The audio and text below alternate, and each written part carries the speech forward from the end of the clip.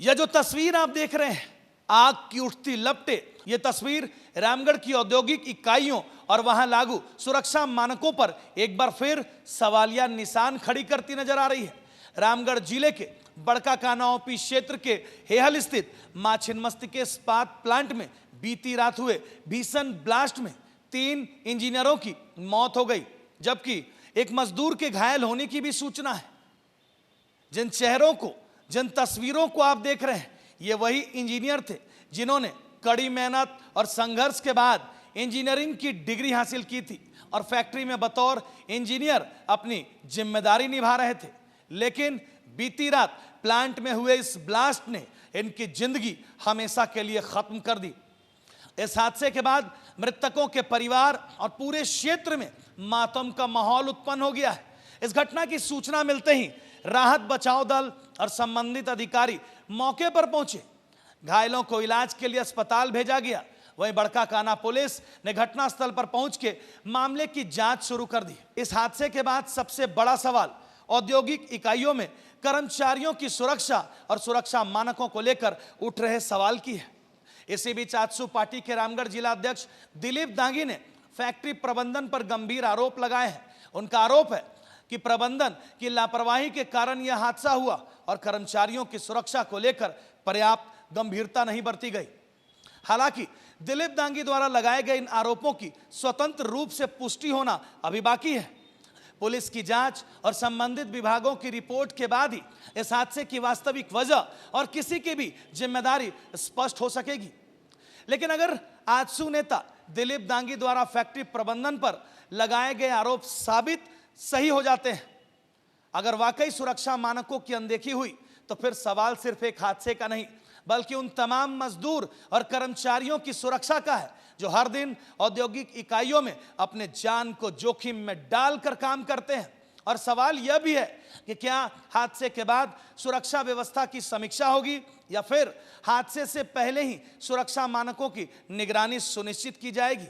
अब सुनिए इस पूरे मामले पर आजसू पार्टी के रामगढ़ जिला अध्यक्ष दिलीप दांगी ने क्या आरोप लगाए हैं और सुरक्षा व्यवस्था को लेकर क्या सवाल खड़े किए गए। मां छिन्नमस्ती के स्पंज आयरन में आज टरबाइन फटने से 3 इंजीनियरों की मौत हो गई, एक घायल है। सिर्फ इंजीनियरों के द्वारा बार बार सुरक्षा मानकों की चूक को प्रबंधन को बताने का काम किया। वहाँ का एसी खराब था, 2 महीना से वहाँ का एसी खराब है। वहाँ का टेम्परेचर 45 डिग्री से 50 डिग्री तक जा रहा है। एसी उस टेम्परेचर को नियंत्रित करता है ताकि वो टरबाइन ठंडा रहता है और टरबाइन में किसी तरीके का एक्सप्लोजन होने की संभावना कम रहती है। लेकिन मैनेजमेंट के द्वारा इन सुरक्षा मानकों को अनदेखी करते हुए चलाने का काम किया। और ठीक आज रात्रि लगभग 11 बजे वो तीनों मजदूर यूँ कहे टरबाइन को बचाने के लिए अपनी जान दे दी। अभी मैं जिला प्रशासन से और मैनेजमेंट से इनसे मांग करता हूं कि 1 करोड़ रुपया प्रति व्यक्ति को मुआवजा और 1 व्यक्ति को नौकरी, और जिला प्रशासन खास करके हमारे जिला के उपायुक्त बहुत ही सजग उपायुक्त हैं, एक कुशल प्रशासन करता है। उनसे मैं निवेदन करना चाहूँगा कि आप आ करके यहाँ के सेफ्टी को केवल आप देख लें, यहाँ के मजदूरों से बात करें। आप अगर आएंगे तो मजदूरों के अंदर में जो मैनेजमेंट का डर भरा हुआ है वो डर बाहर जाएगा। सेफ्टी के नाम पर यहाँ किस तरीके से नेग्लिजेंसी हो रहा है ये आपको पता चलेगा। सेफ्टी को पूरी तरीके से इम्प्लीमेंट किया जाए ताकि आज जो 3 लोगों ने जान दे दिया है और चौथा मौत से लड़ रहा है, जिंदगी और मौत के बीच में लड़ रहा है, ऐसा घटनाओं का पुनरावृत्ति नहीं हो। इसलिए उपायुक्त महोदय से क्रमबद्ध निवेदन होगा कि उपायुक्त महोदय आप आएँ और चीज़ों को नज़दीक से देखें। फिलहाल पुलिस पूरे मामले की जांच में जुटी है। ब्लास्ट के वास्तविक वजह और हादसे के लिए जिम्मेवार कौन है यह जांच के बाद ही स्पष्ट हो पाएगा। लेकिन इस घटना ने रामगढ़ की औद्योगिक इकाई में सुरक्षा व्यवस्था को लेकर बहस जरूर तेज कर दी है।